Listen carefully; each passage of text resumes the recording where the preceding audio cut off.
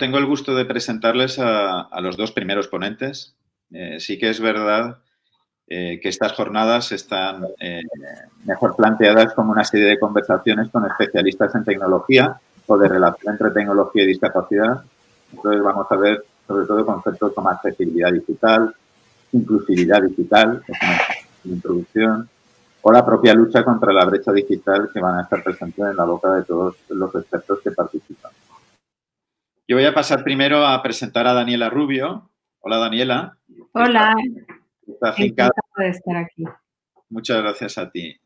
Está afincada en Barcelona, es natural de México, lo digo porque se lo notaréis en el acento un poco, y es una experta consultora tecnológica que tiene discapacidad visual. Desde hace más de una década dirige su propia firma independiente de asesoría y consultoría tecnológica, DRJ Consulting, que está especializada en accesibilidad, diversidad e inclusión. Entre otras facetas que tiene, yo distinguiría que es una gran defensora y promotora de un mundo más accesible y que trabaja como Apple Distinguished Educator junto al equipo de Apple para idear diferentes actividades formativas y de investigación para la marca en el ámbito de la accesibilidad de aplicaciones y de los propios interfaces. Y gracias, Daniela, por estar en estas primeras jornadas con nosotros y quiero lanzarte una primera pregunta para iniciar un poco esta conversación. Muchas personas que nos están escuchando seguro que son discapacitadas o están cerca de las personas discapacitadas y seguramente pues, están interesadas por las tecnologías y están tratando de convertir un poco ese conocimiento o esa formación que han recibido o están recibiendo, porque tenemos también muchos estudiantes que seguramente se han incorporado a escuchar lo que vais a comentar y que tienen un emprendimiento o puedan estar pensando en un empleo de futuro alrededor de la tecnología y la discapacidad. Sabiendo de tu experiencia como consultora y usuaria activa de las tecnologías que permiten ser más inclusivas, ¿tú cómo crees que consigue una persona ciega, en tu caso, romper con la brecha digital y hacer de ello una actividad profesional como la que tú tienes? Bueno, pues primero que nada, muchísimas gracias por la oportunidad de participar en esta interesante jornada, sobre todo en los tiempos en que vivimos, en que todo el mundo se quiere convertir en digital si no lo era y si lo era se quieren poner en la punta del iceberg para que todo el mundo pues los alcance. Y esto, como bien decíais antes, la consellera, es muy importante porque en estos tiempos, claro, la brecha digital se puede abrir mucho más. Las personas con discapacidad visual, en estos tiempos, hace ya pues más o menos unos 10 años, comenzamos a tener una gran apertura a lo que es el mundo de las comunicaciones cuando los software comenzaron a hacerse accesibles de serie, sin necesidad de tener, bueno, más bien los softwares, no, los dispositivos comenzaron a hacerse accesibles de serie sin tener necesidad de incluir un software adaptado que siempre generaba un coste muy alto, también como se ha mencionado, y evidentemente eso lo que hizo fue generar una apertura, porque si podías usar un ordenador sin tener que comprar un software adaptado, pues podías leer lo que había bueno, pues en Internet o los contenidos, si estos eran accesibles. Y ahí hago un paréntesis porque muchas personas creemos que si un ordenador o un móvil, sea la marca que fuere, es accesible o tiene sus aplicaciones nativas, son accesibles, todo lo que se genere a través de él va a ser accesible. Y esto es un error. Si los contenidos no están diseñados correctamente, ya sea un libro o una aplicación o una interfaz para conectarse con el trabajo, la oficina o para ocio, pues la persona, por más dispositivo accesible que tenga, no va a poder acceder, valga la redundancia, a ese contenido. La forma en que nosotros, dirigiéndome más a tu pregunta específica, acceder a todo ese contenido y ese mundo profesional es justamente intentando adaptarse bien a estas nuevas tecnologías, buscando fuentes fiables de información en donde podamos ver qué es lo que funciona mejor, qué para nosotros, en nuestro caso específico, y descubriendo poco a poco y no teniéndole miedo a esas tecnologías, porque muchas veces lo que nos sucede es que, claro, una persona que recién adquiere una discapacidad visual, se enfrenta a todo un mundo de nuevos aprendizajes y esto le incluimos el tecnológico. Se ve un móvil y un ordenador nuevos, pues es que son nuevos para él, aunque haya visto un ordenador antes, para él es totalmente nuevo. Y lo que yo creo que es muy importante es buscar fuentes fiables de información en donde poder obtener esa, decir, bueno, ¿con qué empiezo? ¿Con qué dispositivo se adapta mejor a mis posibilidades? ¿Cómo lo configuro? ¿Qué contenidos puedo usar? Y no tener miedo de explorar el Internet, de buscar, de encontrar formas nuevas de adaptarse a esos contenidos, ¿no? No sé si respondo a tu pregunta, pero lo que pasa es que hay una situación muy curiosa. Cuando una persona empieza con este mundo, es tanta la información, tanto lo que vemos en Internet, que no sabemos ni por dónde comenzar y por eso digo que lo más importante es buscar fuentes. Ahora, a nivel profesional, claro, lo primero es adaptarlo a tu vida personal. O sea, todo lo que tú quieras hacer a nivel profesional, primero lo tienes que embeber en tu filosofía de vida. Yo, por ejemplo, a nivel personal, pues claro que uso mi móvil y mi iPhone y mi ordenador para poner hasta el temporizador del horno. Y lo estoy usando, bueno, en este caso el ordenador, para charlar con vosotros. Entonces, yo a lo mejor uso el mismo dispositivo. Para mí es muchísimo más importante a lo mejor que para otras personas que a lo mejor es un lujo, porque pueden poner el temporizador del horno, pero a lo mejor si mi horno no es accesible, ese mismo dispositivo que yo estoy usando ahora para trabajar, también lo estoy usando para cosas diarias de la vida o para leer los colores en la ropa o para ver un etiquetado de una leche de bebé. Entonces, es importante adquirir ese conocimiento y esa, digamos que, versatilidad tecnológica a nivel personal y después se va a convertir en nuestra ayuda profesional. Bueno, siempre nos vamos a encontrar con barreras y justamente cátedras como estas son las que ayudan a romper esas barreras, pero no tener miedo de explorar otras posibilidades. Siempre hay una solución.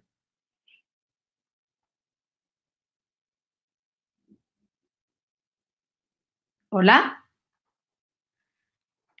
Y un ítem más. Perdona, es cosas del directo. Es decir, no, disculpar. Todo lo que dices es cierto, creo que es muy interesante esto de no tener miedo a explorar posibilidades. Yo creo que la situación, digamos, de pandemia, el confinamiento nos ha llevado a tener que explorar todos, ¿no? Pero sobre todo las personas como tú, ¿no? Con esa dependencia o esa discapacidad. Pero bueno, yo creo que podemos aprender todos mucho de toda esta situación y verla en positivo, ¿no? Bueno, yo quiero pasar también al segundo ponente que nos acompaña hoy, que es Mario Toboso. Muchas gracias, Mario, por estar con nosotros en esta primera jornada. Él es científico titular en el Instituto de Filosofía del CSIC, es doctor y licenciado en Ciencias Físicas por la Universidad de Salamanca y tiene un máster en Diseño para Todos y Accesibilidad Universal a las Tecnologías de la Información por la EOI, la Escuela de Organización Industrial. Sus líneas de investigación tratan sobre la intersección entre los Disability Studies y los estudios de ciencia, tecnología y sociedad. Y su labor se centra sobre todo en los estudios sobre diversidad funcional, el estudio de la discapacidad dentro del enfoque de capacidades humanas y funcionamientos de Amartya Sen, y la accesibilidad y el diseño de entornos incluyentes como prácticas de innovación social ciudadana. La verdad es que ha participado en muchos diferentes proyectos de investigación, tanto nacionales como internacionales, y por no extenderme mucho, solo voy a mencionar en los que actualmente está, porque forma parte del equipo de investigación del CSIC en los proyectos Inclusive Robotics for a Better Society, el proyecto InBots, y el Directional Hyper Connected Neural System, que es el proyecto STEM, que son los proyectos del programa H2020. Y además es investigador principal del proyecto Capacitismo, haciendo evidente el último prejuicio, su influencia en el cumplimiento en España de la Convención sobre los Derechos de las Personas con Discapacidad, que está financiado por el Plan Nacional de I+D+I del Ministerio de Ciencia e Innovación. Bueno, como podemos ver, Mario, dispones de un suficiente conocimiento sobre la relación entre discapacidad y tecnología. Para nosotros era muy interesante que pudieras participar por tu visión lógica, ya que estás profundizando desde un punto de vista científico en estos temas. Y bueno, comentarte y comentaros que en un primer estudio que venimos haciendo desde la cátedra nos están diciendo pues los expertos que hemos encuestado, que hemos entrevistado, que más del 80% de las personas discapacitadas en la Comunidad Valenciana van a sufrir mucho la brecha digital. Y eso, pues, lógicamente se ha manifestado claramente durante este periodo de confinamiento. Entonces, yo ante esto quisiera preguntarte sobre qué elementos crees que tenemos que tener en cuenta como sociedad y también desde la academia, desde la universidad, desde la comunidad científica, para poder reducir esta brecha. Muy bien, pues lo primero quería agradecer la invitación a participar en esta jornada tan interesante y tan necesaria. Y atendiendo a la pregunta que plantea, bueno, yo creo que el confinamiento como situación excepcional que estamos viviendo, que hemos vivido, pues sirve para evidenciar problemas, sirve para evidenciar dificultades, aspectos que en situación normal quizá no se ven, ¿no? Y yo creo que lo que ha evidenciado el confinamiento es la gran dependencia tecnológica que tenemos. Tenemos una dependencia muy fuerte con relación a la tecnología, y yo creo que, de hecho, incluso durante este periodo de confinamiento, pues se ha acentuado, ¿no? Muchas de las cosas que tradicionalmente hemos hecho de manera presencial, pues las hemos trasladado al entorno digital, como puede ser esta participación en esta jornada, ¿no? En cualquier caso, las personas con discapacidad, los confinamientos, digamos que no nos pillan de nuevas, ¿no? Durante muchísimos años, históricamente, la falta de accesibilidad pues ha condenado a muchas personas con discapacidad a vivir confinados, ¿no? Prácticamente no poder salir de sus casas, no poder participar en determinados entornos, ¿no? Una situación de excepcionalidad como la que estamos viviendo ahora, pues de manera general, ¿no? Y atendiendo a la pregunta que me formula, yo diría que los elementos que tenemos que implementar o echar mano de ellos en lo social son muy claros. De hecho, Daniela lo ha mencionado. Fundamentalmente tenemos que hacer una apuesta decidida por la accesibilidad.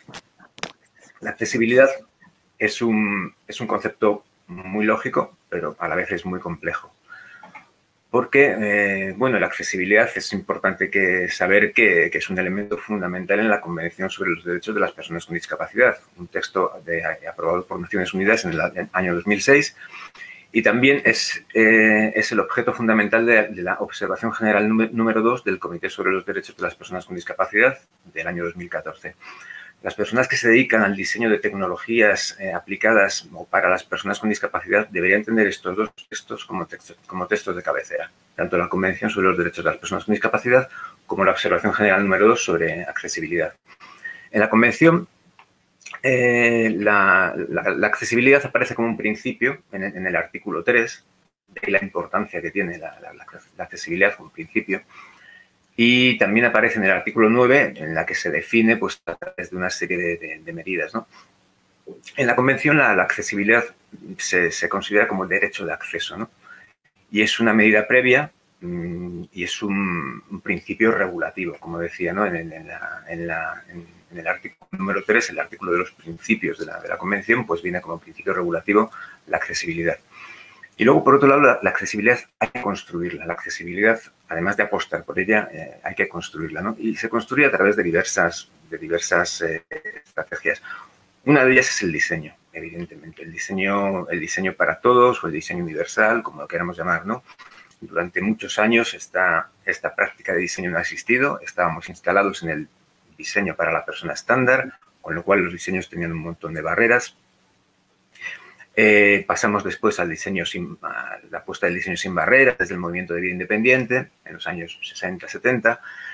Y bueno, pues finalmente hemos llegado al paradigma del diseño universal, el diseño para todos. Pero claro, el diseño para todos tampoco, debido a la gran diversidad de tipologías que tenemos, de formas de funcionar que tenemos, tampoco asegura la accesibilidad, y actualmente se están apostando por formas de diseño que son el diseño desde la diversidad, por ejemplo, u otras formas de diseño. El diseño, por un lado. Y claro, es esta diversidad de funcionamientos, de formas de interaccionar con las tecnologías, con los entornos, hace que en ocasiones el diseño no baste. Entonces, es cuando tenemos que apelar a los ajustes razonables, ¿no? Para garantizar ese derecho de acceso. Los ajustes razonables son posteriores, digamos. Y aparte de diseño y de ajustes razonables, pues está la tremenda importancia de la legislación. Tiene que haber una legislación sobre accesibilidad, tiene que haber una vigilancia sobre accesibilidad, tiene que haber una normativa que se respete y tiene que haber entidades que digamos que penalicen aquellas prácticas de cualquier tipo que no vayan acordes con la accesibilidad. Y no solo que penalicen, sino que también premien aquellas otras prácticas que sí que vayan de acuerdo con la accesibilidad, ¿no? Y para terminar ya, en lo académico, esto todo en lo social, en lo académico y en lo científico, yo creo que podríamos hacer dos cosas. Una de ellas es fomentar la participación de los usuarios en los proyectos de investigación, pero fomentar la participación desde el principio, desde el inicio del proyecto. No únicamente al final para testar los productos, probarlos y ver, porque entonces ahí van a surgir las barreras y es mucho más económico tener a los usuarios participando desde el principio, porque luego no va a haber que hacer esas correcciones, ¿no?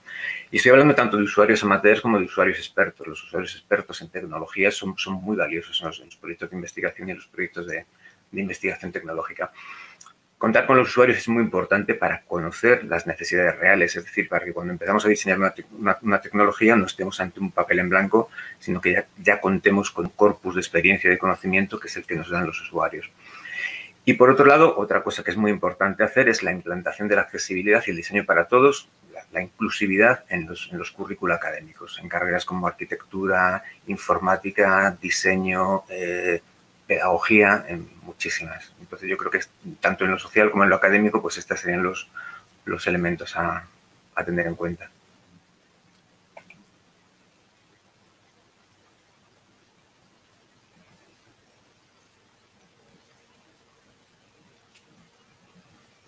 No se oye, no oigo. Sí, la verdad es que, disculpa, creo que a lo mejor no creo que sea por una cuestión, digamos, de falta de sensibilidad, sino quizás en las universidades o en los centros de investigación, quizás a lo mejor es una cuestión más de desconocimiento, ¿no? De ver la posibilidad de co-creación, como tú comentas, de que las personas con discapacidad pues puedan intervenir, digamos, con potencia, ¿no? Porque yo creo que la participación del usuario con todos estos objetivos de proyectos son fundamentales, ¿no? No sé si Daniela a lo mejor ha participado en alguno de estos proyectos, pero bueno, yo quería incidir, Daniela, siguiendo un poco con lo que comentabas antes, que creo que alcanzar el nivel profesional que tú tienes, por ejemplo, pues puede estar, hablando un poco de lo que decía Mario, cogiendo el telón sobre los usuarios expertos, pero yo creo que tú eres una usuaria experta, o al menos así trabajas con Apple, creo, que puedes estar casi por tu experiencia, puedes estar al alcance de muchas personas con discapacidad que nos puedan escuchar, como te decía antes hoy. Entonces, a cualquiera de las personas que nos puedan estar oyendo, ¿qué les dirías si tienen inquietudes para desarrollarse profesionalmente en este ámbito tecnológico?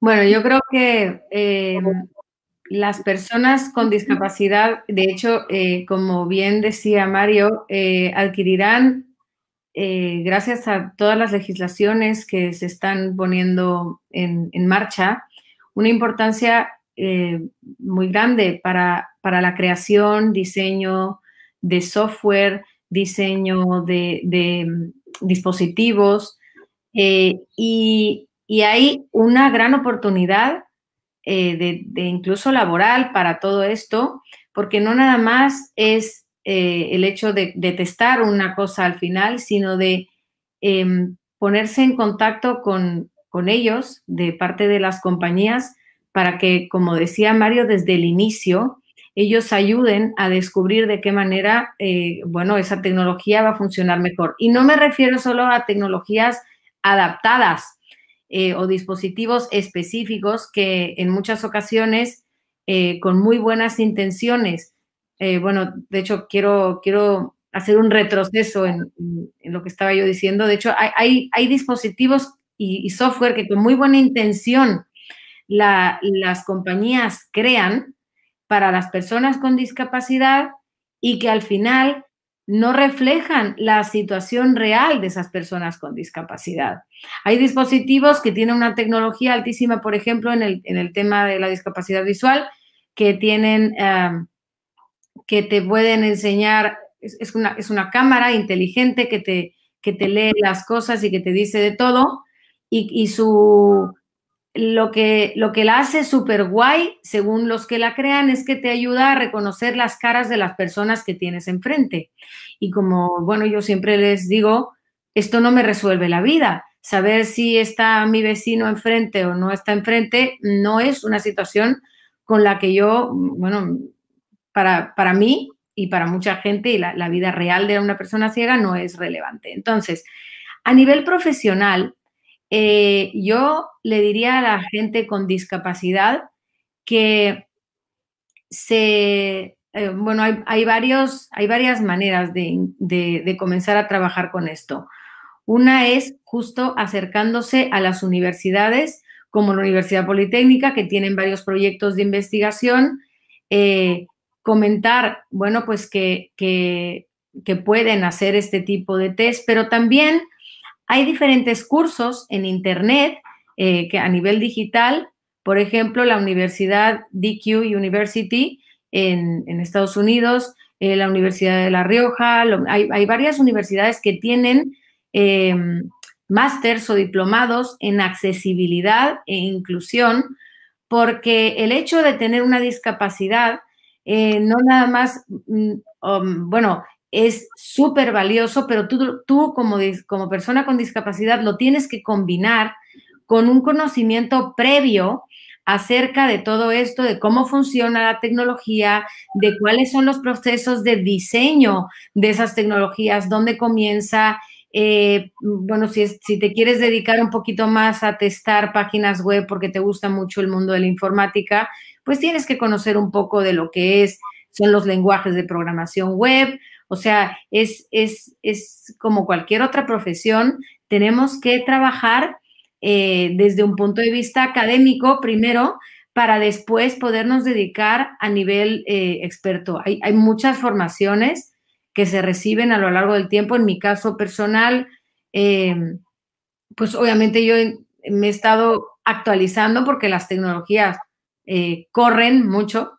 Y obviamente lo que a lo mejor era válido en Internet, en HTML5, ya en un año ya no funciona de la misma forma.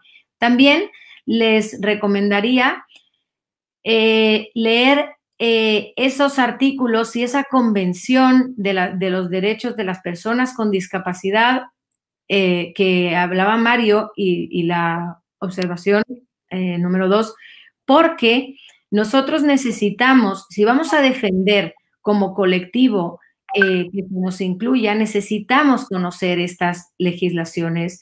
a nivel, digamos, prácticamente de memoria. ¿Por qué?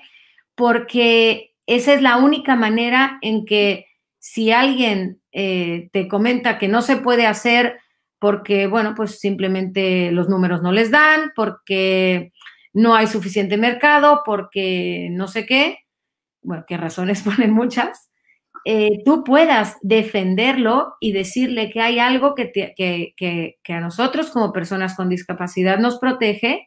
Y bueno, y obviamente en cada país, en este caso en España, ya hay normativas específicas de cada comunidad que hacen que esas legislaciones se cumplan, ¿no? Entonces, resumiendo, es intentar conocer más acerca de la accesibilidad, ya sea de manera independiente, ya sea a través de un programa académico. Hay muchísimo material, mucho material, y tratar de trabajar a nivel legislativo. También es importante, bueno, pues tener una buena interacción social con las personas que nos rodean. Hay a personas que por su misma discapacidad les cuesta este tipo de interacciones sociales, y no me refiero a interacción social para ir a cenar o comer, sino que en realidad tienes que trabajar con tus habilidades de comunicación, ¿vale? Para poder ser parte de estos equipos y poder transmitir de manera correcta lo que tú quieres y deseas que se ponga en práctica en estos dispositivos o software o lo que se diseñe. Muy bien. Gracias, Daniela. Y por tu lado, Mario, de todas formas, quiero comentar a nuestros oyentes que pueden recordarles que nos pueden hacer alguna pregunta a través del chat. Podemos recibir a través de vuestros comentarios cualquier pregunta que ante alguna de los detalles de los ponentes yo enseguida creo que prefiero que nos preguntéis vosotros. Pero bueno, mientras tanto, por tu lado, Mario, en algunas de tus investigaciones planteáis importantes aspectos para evaluar el impacto de la brecha digital, ¿no? Como son los relacionados con el tema de la accesibilidad. ¿Tú crees que a esta brecha de accesibilidad digital viene acompañada negativamente, ¿no? Entre paréntesis, variables de exclusión social o variables de calidad de vida? Y si por ello, además, conviene estudiarlos también como indicadores de esta brecha. Sí, sin duda la brecha de accesibilidad tiene muchos impactos. Tiene muchos impactos un poco por lo que comentábamos anteriormente. La accesibilidad es un derecho previo a otros derechos, al disfrute de otros derechos. Por ejemplo, esto lo vemos clarísimamente en ámbitos como la educación. Si no hay accesibilidad al centro educativo, no hay derecho a la educación. Lo vemos también en el ámbito laboral, del trabajo, lo vemos en ámbitos de la información y de la comunicación, con lo importante que es en este caso, porque aquí si no hay accesibilidad a la información y a la comunicación, no hay libertad de formación, no puede haber libertad de pensamiento, no puede haber libertad de opinión, se ve mermada la participación social por la pérdida de estas libertades precisamente. Si falla la accesibilidad, pues también incide muy negativamente en el ámbito de la movilidad, por ejemplo, en transporte, urbanismo, y eso repercute, por ejemplo, pues en las posibilidades de vida independiente de las personas con discapacidad y de cualquier persona, ¿no? Y todos estos ámbitos sobre los que impacta la brecha de accesibilidad están contemplados en la Convención. Por eso, como venimos diciendo Daniel y yo, es muy importante conocer la Convención, conocer el texto de la Convención y en términos de accesibilidad es muy importante conocer la observación general número 2 también sobre accesibilidad. Entonces, cuando se da esta brecha de accesibilidad, pues la participación social en todos estos entornos se ve desfavorecida y, por lo tanto, pues la consecuencia es un grado de exclusión social bastante notable, ¿no? Claro, si además las barreras de acceso se unen a otras barreras de uso, como por ejemplo cuando falla la usabilidad o la usabilidad es baja de los productos digitales, pues esta suma de barreras se traduce en una desigualdad de oportunidades clarísima. Y esta desigualdad de oportunidades, pues, se traduce o se traslada en una desigualdad de participación social, que a su vez tiene que ver también con una desigualdad, pues, en la condición de ciudadanía, prácticamente, ¿no? Y esto tiene, pues, consecuencias, una pérdida notable de la calidad de vida cuando no se puede participar, cuando se tiene una ciudadanía de segunda, ¿no? O de tercera, pues esa pérdida en la calidad de vida por los funcionamientos, por las acciones, por las cosas que no podemos hacer, por esa libertad que perdemos para elegir nuestro propio modo de vida cuando nos vemos, digamos, enfrentados a esa desigualdad de oportunidades, ¿no? Y claro, por supuesto, desde el ámbito académico, pues hay que estudiar todo esto, todos estos factores hay que estudiarlos, pero no basta con estudiarlos, hay que hacer apuestas y hay que hacer propuestas fuertes y decididas. Tiene que ser una investigación-acción, no puede ser una investigación meramente teórica, ¿no? Por ejemplo, en el programa H2020, en Horizonte 2020, pues existe una cosa que se llama la investigación e innovación responsables, la famosa RRI, y en el ámbito de los estudios sobre discapacidad es muy relevante, como mencionaba Daniela, la relación con la innovación entre discapacidad e innovación, ¿no? Son dos conceptos que están muy ligados. De hecho, yo suelo comentar en ocasiones, así un poco en tono provocativo, que los temas de discapacidad no deberían depender tanto de un Ministerio de Asuntos Sociales o de Políticas Sociales, sino del Ministerio que lleve los temas de innovación. Porque la discapacidad se relaciona mucho con la innovación social. Aquellas soluciones que favorecen al colectivo de personas con discapacidad, las soluciones de diseño de inclusividad, terminan beneficiando a un porcentaje muy elevado de personas sin discapacidad. Por eso se trata de casos de innovación social, ¿no? Y bueno, yo creo que sería interesante, incluso antes decía que hay que vigilar la accesibilidad, tanto para castigar a quien no respete esa accesibilidad, como para premiar a las empresas que apuesten por la accesibilidad. Y yo animaría a las empresas que trabajan en estos campos de la inclusividad y de la accesibilidad a favorecer la creación de un sello de calidad de su labor en favor de la inclusión y de la accesibilidad, ¿no? Al fin y al cabo, todas estas cosas tienen que ver con un cambio de visión sobre la discapacidad, ¿no? Que veamos la discapacidad no como un accidente, sino como una condición natural humana, como la fragilidad de los seres vivos que somos, ¿no? Por eso no se trata tanto de atender a un único sector, el sector de la discapacidad, sino tener una mirada general, una mirada todos, de dirigir esas tecnologías a todos y bueno, porque esto va a variar, evidentemente, las pautas de mercado, las pautas de producción, el escalado de los productos, el precio, todos estos aspectos económicos que también son importantes. Sí, estaba haciendo mención a algunas personas del público que nos chatean precisamente este tema de cómo se podría resolver el tema de los costes, ¿no? Claro. Y bueno, pues cómo podríamos hacer que la administración, como dice Juan Carlos Criado, la administración o las empresas vieran los costes derivados de la accesibilidad como una oportunidad, ¿no? Esto es un poco va también en esta línea, ¿no? De lo que estás comentando. Muy bien. La verdad es que lo que estabas tú diciendo sobre esa relación entre innovación y bienestar social o igualdad, depende un poco de cada rasgo en cada administración autonómica.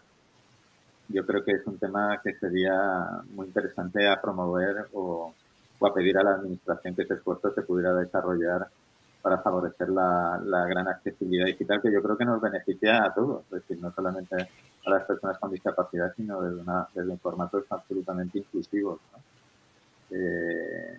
Yo creo que, digamos, es uno de las ideas fuerzas que yo creo que nos habéis podido lanzar sobre la esperanza que nos puede dar en ese sentido el trabajar, ¿no? Desde el desarrollador, el programador, el científico, el investigador, un poco en esa línea, ¿no? Y nada, solamente, la verdad es que no nos ha quedado tiempo, tenemos que pasar a la siguiente sesión, pero yo creo que, como decía, puntualmente habéis mencionado aspectos que creo que son de interés al público, yo creo que pueden generar reflexión futura. Yo os invito a poder quedaros, si podéis, un rato más, ya desde YouTube, a escuchar al resto de ponentes y si podéis participar también del chateo, ¿no? de los comentarios que se puedan estar haciendo, pues seguro que será beneficioso. Yo agradeceros a los dos vuestra participación, esta pequeña participación. Yo me había quedado encantado de seguir conversando con vosotros porque esto ha sido una pincelada como muy rápida y muy próxima al objetivo de la jornada, pero también al objetivo de lo que es la cátedra, con lo cual seguro que nos vamos a volver a ver, que espero que coincidamos pronto y bueno, yo sé que a los dos os interesan mucho los resultados del estudio que vamos a promover con la cátedra y que pronto tendremos publicado. Y bueno, me gustaría en un futuro muy próximo tener vuestro feedback, ¿de acuerdo? Y nada, muchísimas gracias y yo solamente